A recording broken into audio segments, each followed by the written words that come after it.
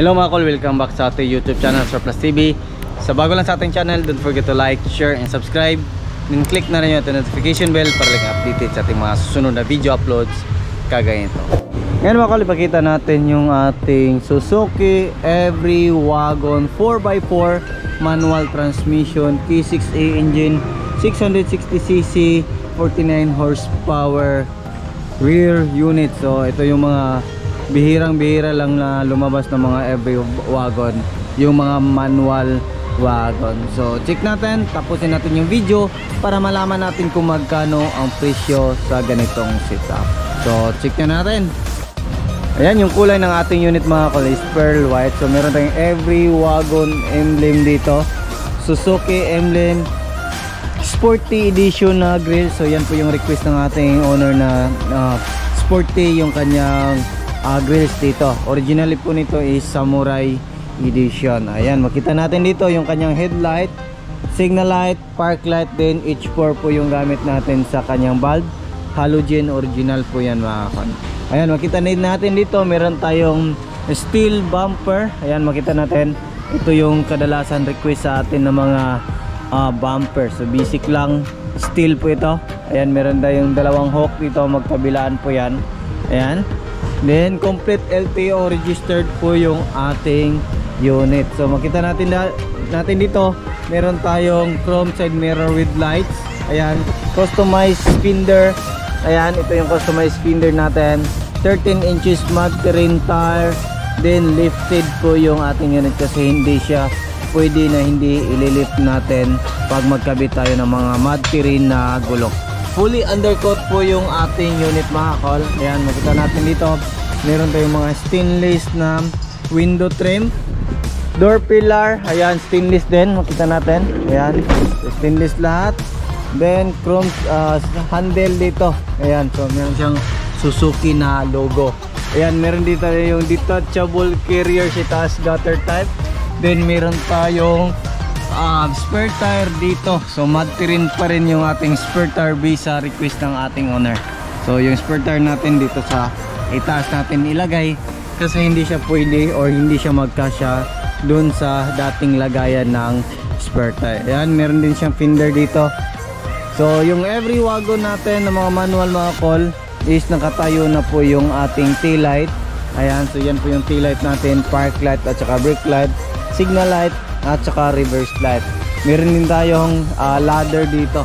Ito yung request ng ating owner na lagyan ng ladder dito sa likuran.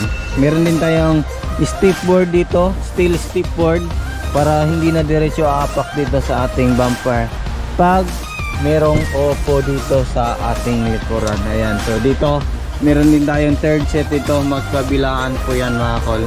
Ayan, yan po yung third set natin.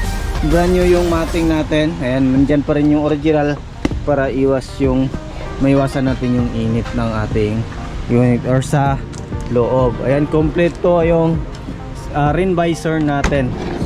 So ayan, dito makita natin dito mga kol is VIP concept yung ating upuan. Ayan, so button type. Then brand new yung cover natin dyan. Makita din natin dito yung ceiling natin is VIP concept na po yan mga kol. So yan po yung request ng ating owner, beige and blue yung combination. Dito brand new yung mating natin, plastic na din lahat dyan. Ayan, so dito brand new na din yung cover dito. Halos lahat yung unit natin brand new na yung cover natin dito. Ayan, makita din natin dito meron tayong headrest, armrest, yan, handbrake, cup holder.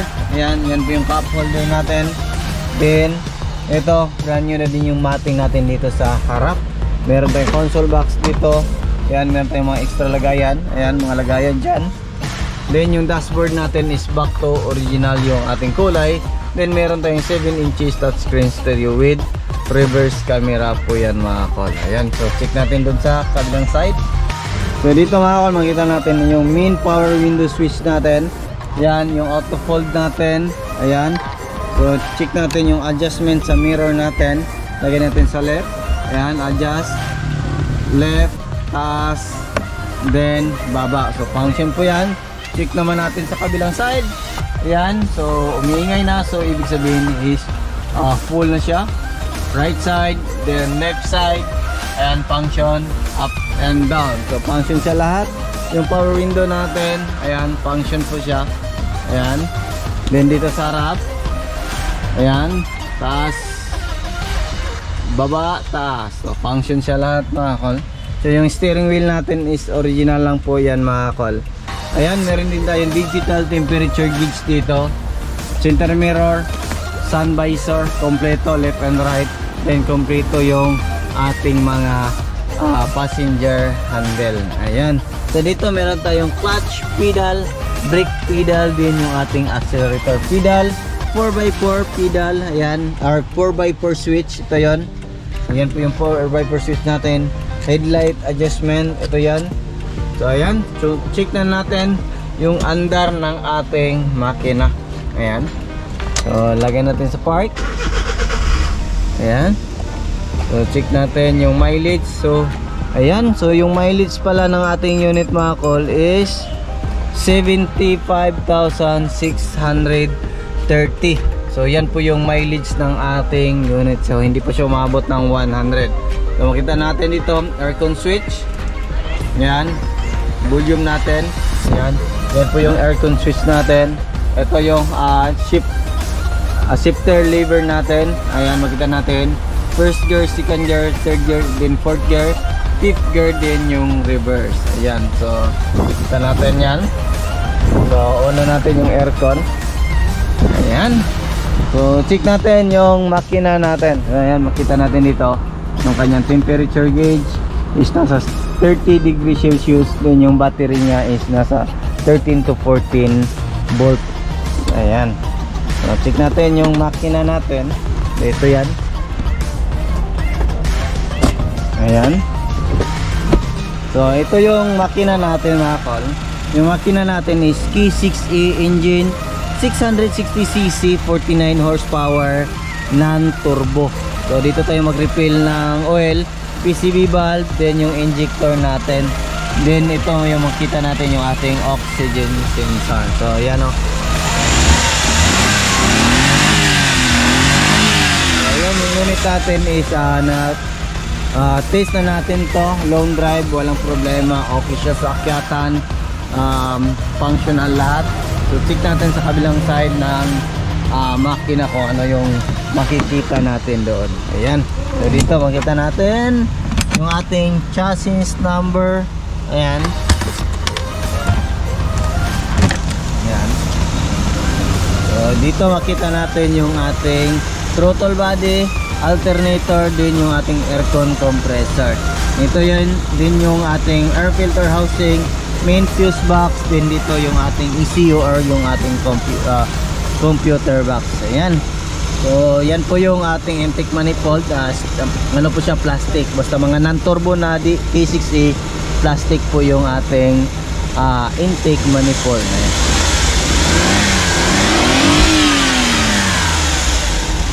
Ayan. Yan po yung andar ng makina natin eh. Yan po yung makina ng ating unit. So yun o, so makita natin yan is 40 edition na po yan. So yung ganitong presyo mga kol is 4x4 manual lifted unit. Ganitong setup is umabot po ito ng 413,000 all in na po yan mga kol. So yung basic setup nito is nasa ano lang po mga kol, 300 to 310,000 depende sa kuha namin sa supplier. Pero ganitong customize, umabot po siya ng 413,000 all in na po yan mga kol, kasama yung mga upgrade, mag wheels, gulong front and rear bumper, top load carrier, mga chrome side mirror, door pillar, VIP concept yung ating interior.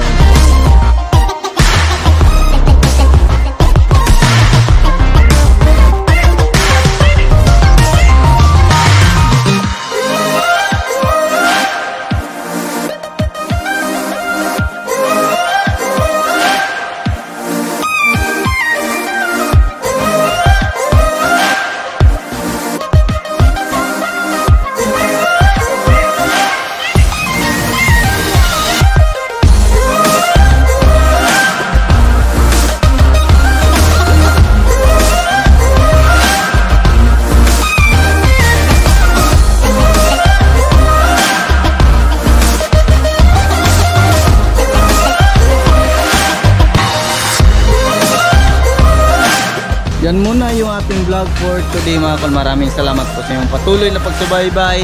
Pasensya na po tayo na medyo matagalan tayo na hindi nakapag-upload dahil sa sobrang busy. Pina-priority natin yung mga release yun. So yan lang muna yung ating vlog for today mga kol. Maraming salamat po sa inyong panonood. Sa bago lang sa ating channel, don't forget to like, share, and subscribe. Then click na rin yung ating notification bell para updated kayo sa ating mga next video uploads kayo. Ingat po mga kol and bye bye. God bless po sa ating